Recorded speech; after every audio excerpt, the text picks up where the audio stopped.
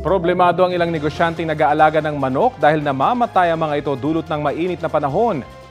Sa San Jose, Batangas, nangamatay ang nasa 40 manok sa isang poultry farm bunsod ng matinding init ng panahon. Ang may-ari ng naturang farm, naglagay na ng industrial fan para may sapat na bentilasyon ang mga manok. Naglalagay rin sila ng supplements at electrolytes sa iniinom ng mga manok. Patuloy namang monitoring ng San Jose Municipal Agriculture Office sa sitwasyon ng poultry farms sa lugar. Sa General Santos City, aabot sa higit 100 alagang manok ang nangamatay na rin dahil din sa matinding init. Ayon sa nag-aalaga, may mga araw na mahigit 10 manok at sisiw ang namamatay. Karamihan sa mga ito nasa 7 hanggang 15 days old pa lang. Regular din daw ang monitoring ng mga otoridad sa farms para maiwasan ang pagkamatay ng mga manok.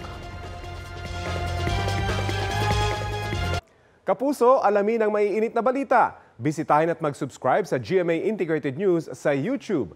Sa mga kapuso abroad, samahan niyo kami sa GMA Pinoy TV at sa www.gmanews.tv.